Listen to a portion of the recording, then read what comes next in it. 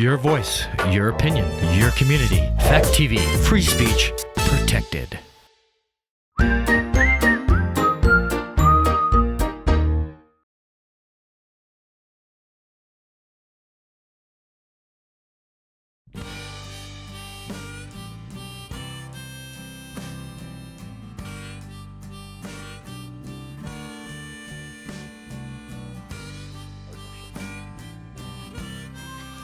Good morning, Bellows Falls.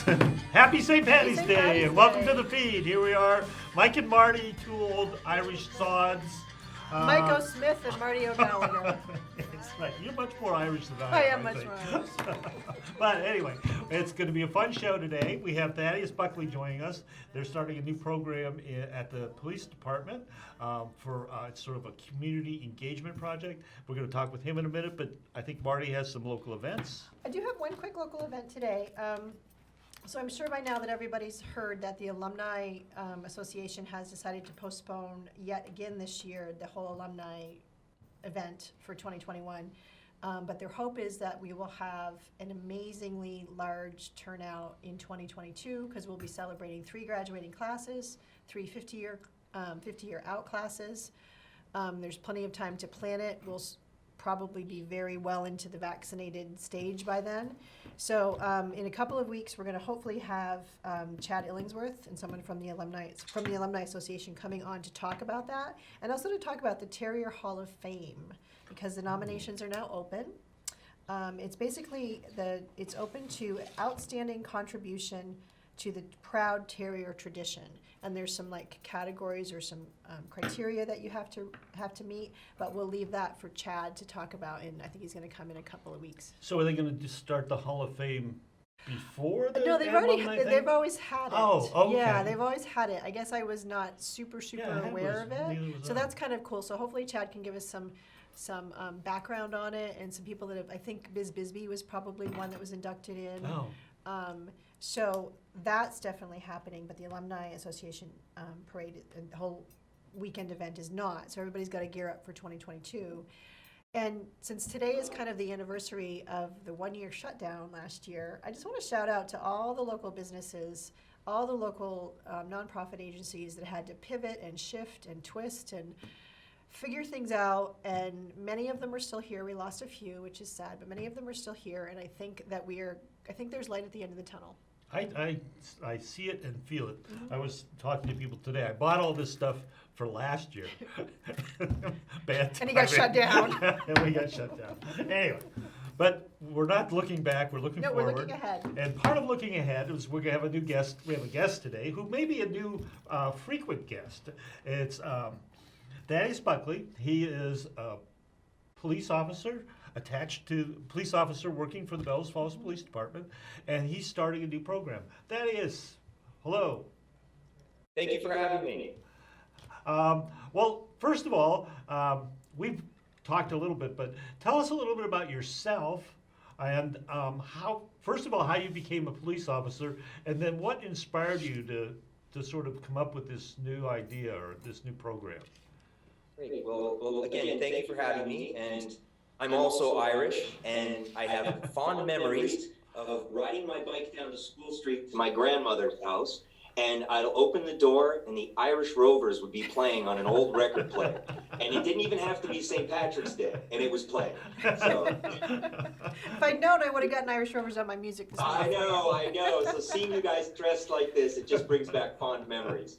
But again, thank you for having me. And I'm a police officer for the Bellows Falls Police Department. And my story, becoming a police officer, I was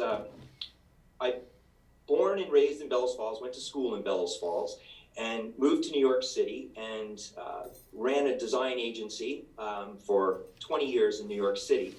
And my wife and I moved back and bought a house in Bellows Falls. And during the time of living there, we saw some things happening, and we didn't like what we were seeing. And at the time, I communicated with the local police department, and I didn't feel at the time that the police department was answering my questions the way I wanted them to answer them, or I didn't feel that the they were maybe paying attention to my concerns of things that I was seeing that I had concerns about. So when my questions weren't answered the way I wanted, I called a detective to come up to my house to see what I was seeing, and I couldn't get them to show up. And I tried to get officers up there, and no one would show. So at that time, I was getting a little upset by it. And I remember calling, then I called the police chief, and I got the police chief to come to my house. And as you know, it's hard to get a police chief to come to your house, but I got the police chief to come up there over my concerns. And while I was talking with the police chief, he was letting me know of other similar situations happening in town. And he said, you know, a lot of people will complain about these things and they don't understand how hard it is. And he goes, instead of just calling and complaining, you should put your, put your money on the line, so to speak, and become a police officer, joking. So I was still living in New York City at the time, and I brought it up to my wife and I said, you know what, I'm going to do something about this and I'm going to become a police officer. And I don't think anybody took that too seriously. And so I studied the test in New York City, and they had these huge manuals. So I took this test twice in New York because I didn't want to embarrass myself and not pass the Vermont one in front of the chief. So I made sure that I could do it because I'm not a police officer. I know nothing about police, or I knew nothing about being a police officer. So I took these book tests in New York and passed them, and I took the test in Vermont and then walked into the police station and said, you have to hire me. I passed the test. So that's how I became a police officer. So you literally put your money where your mouth is. I did, and I don't advocate anybody to go as extreme as I did. I had to put a lot on hold to do this, but I didn't like the answers that I was getting. And that's how come I became a police officer, and here I am 10 years plus later. And basically, what you're doing right now is saying, even taking that to the next step, and you want to say, I want to answer your questions, the public's questions, so that if people have those same questions you had or similar questions, that you want to step forward and answer them, I guess, is the right way of describing this, right? Yes, absolutely. We are starting a program, and it's a community engagement and partnership officer. It's a lot of words for pretty much saying that I am there to answer every possible question that anybody in our community has about the police department, what we do, procedures.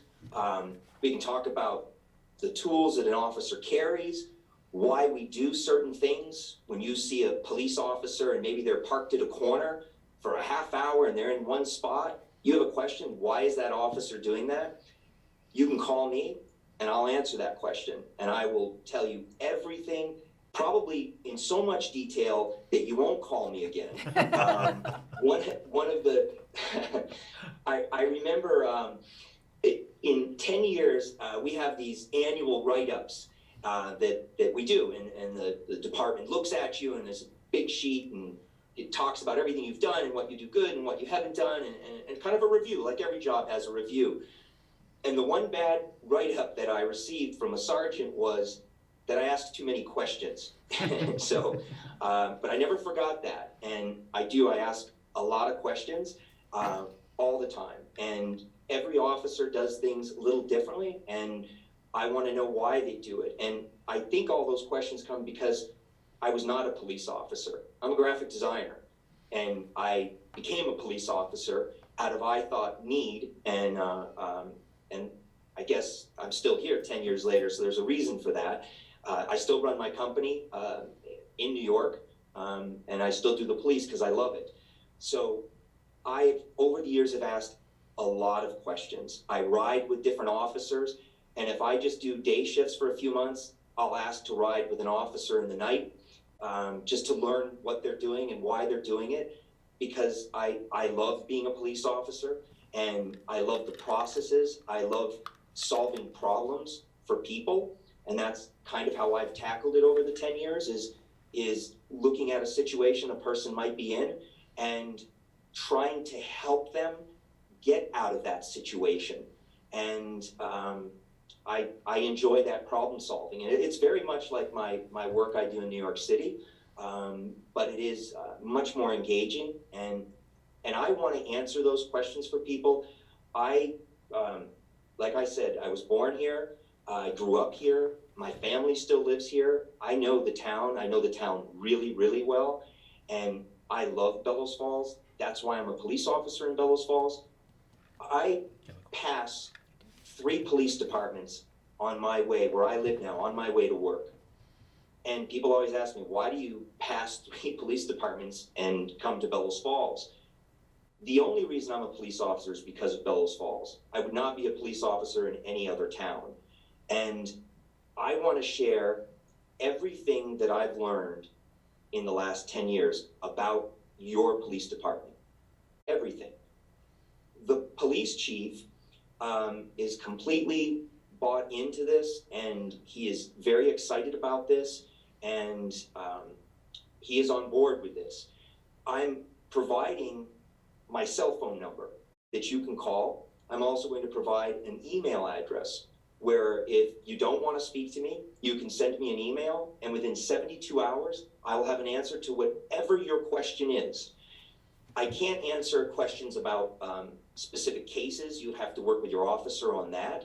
But if it's not case related or specific case, if it's just generic questions about cases that could be, but not about a real case, be happy to answer those. If you want to know what the police car is, you see the police car driving around, you want to know what's in the police car, come on down, I'll give you a ride along. I'll show you every single thing in that police car.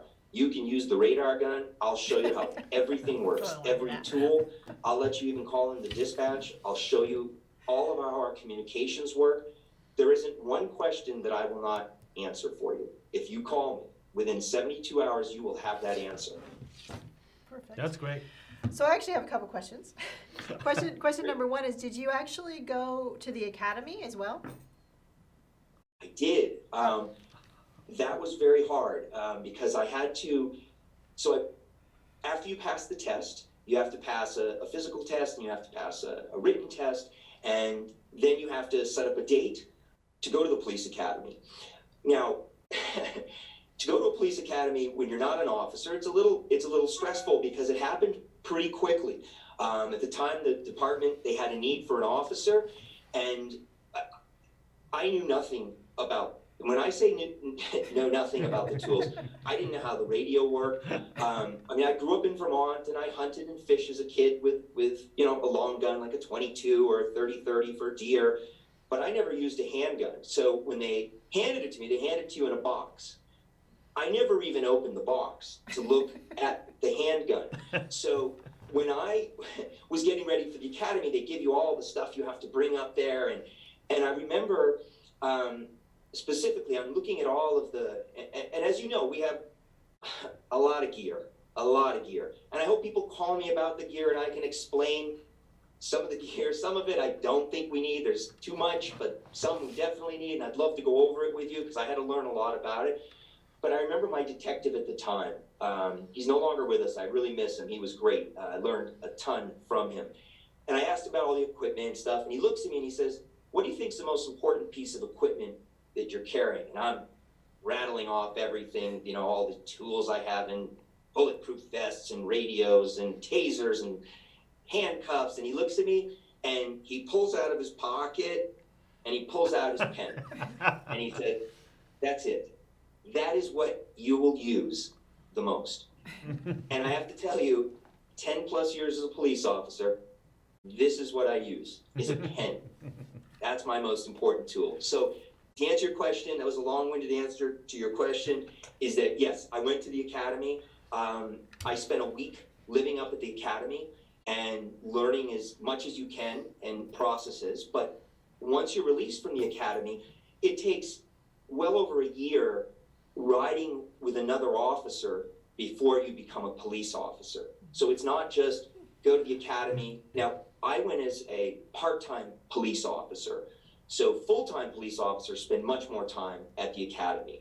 But what I do is I go up there and spend a week at the academy, learn as much as I can in that time period, and then they give me an officer, a field training officer, who I have to ride around with for a year.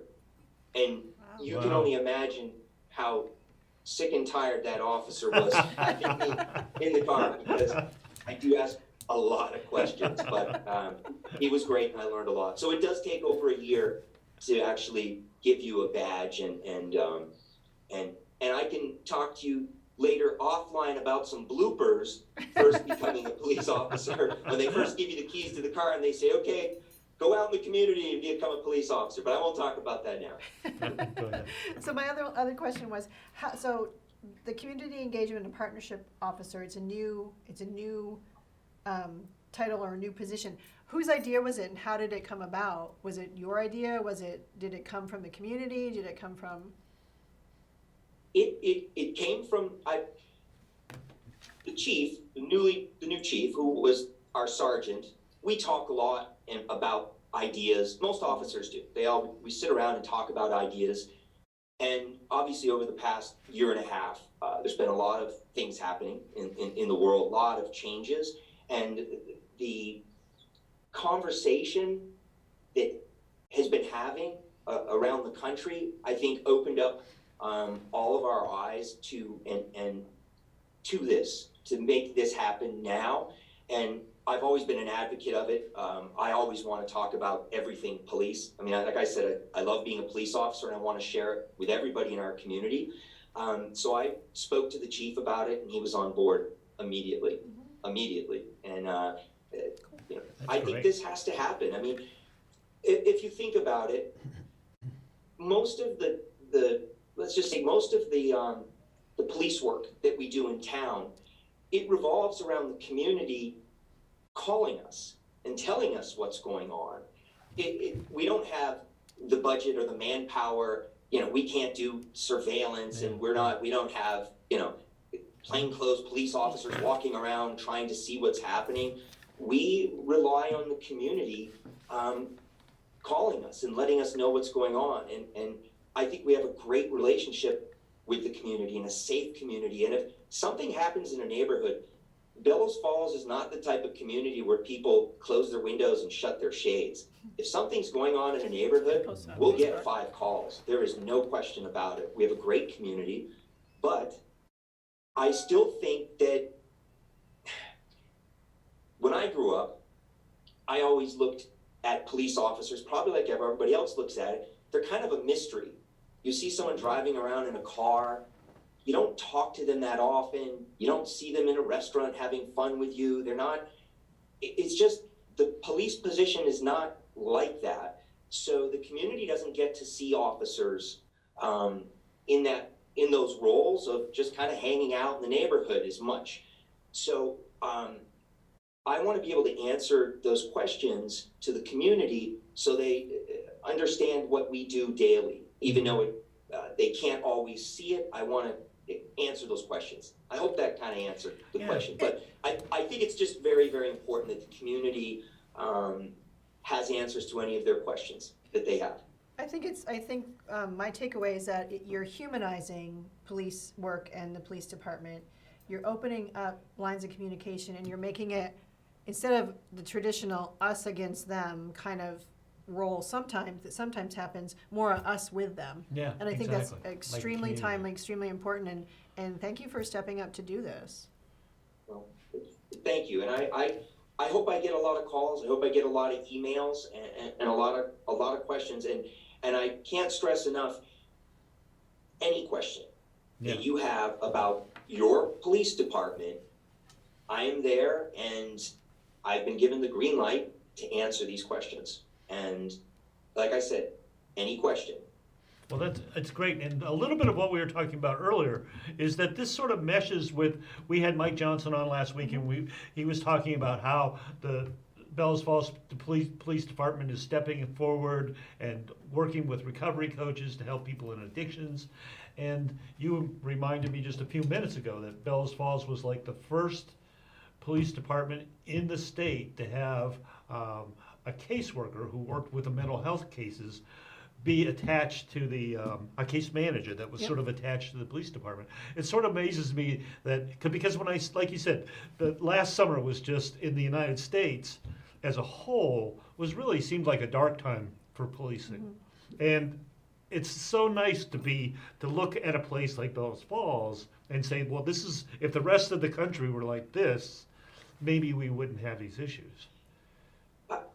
I think so. I couldn't have said it better. I think so. And again, we're in such a small village that doing something like this program is definitely easier because it's a small village. I would love to see bigger cities do this as well. I think it's so important to do this. Mm-hmm. I think that this is kind of a pilot program. We're trying this, and I think it's going to do very, very well.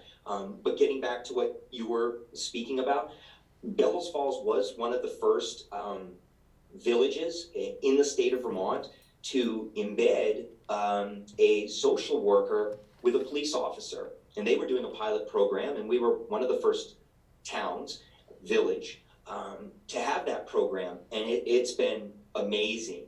I can't tell you how much I appreciate having a social worker ride with me as a partner.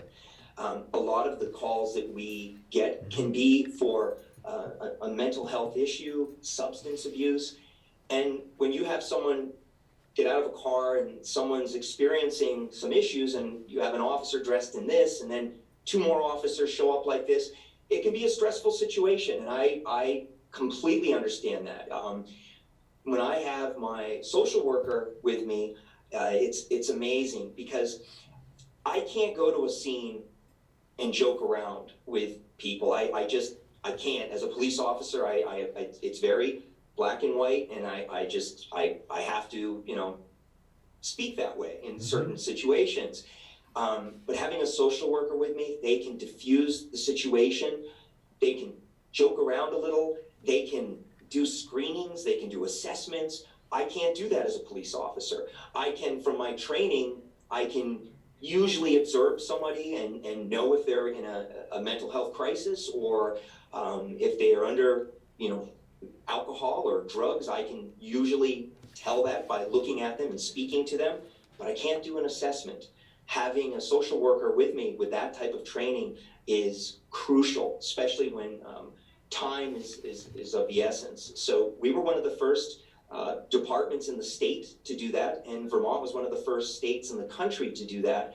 And I hear it around the country now that other departments are talking about doing this. We've been doing this for well over 10 years. I actually looked at it, and I've only been an officer for 10 years, so I think it started around 2002, if I'm not mistaken. But I know that they've been with me for 10 years, and I consider my social worker partner just as important as another officer. Well, Thaddeus, we have about 2 minutes left.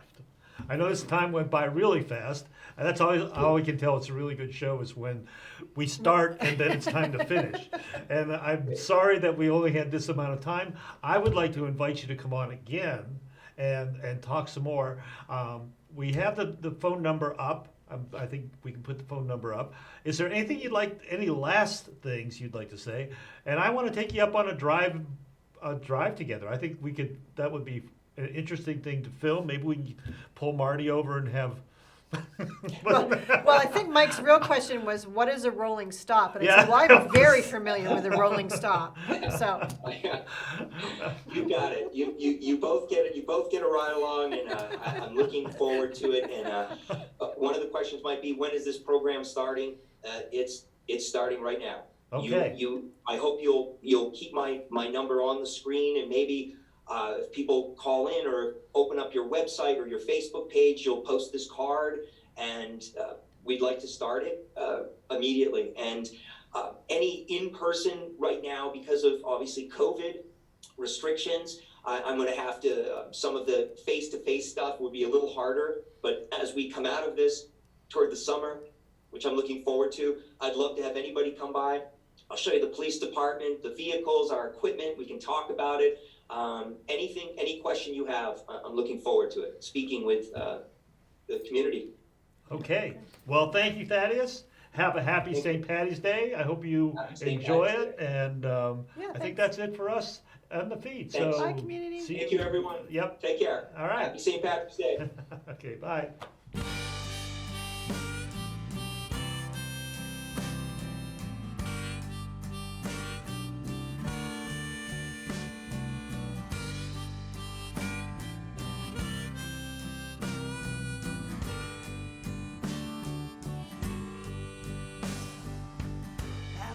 Memphis.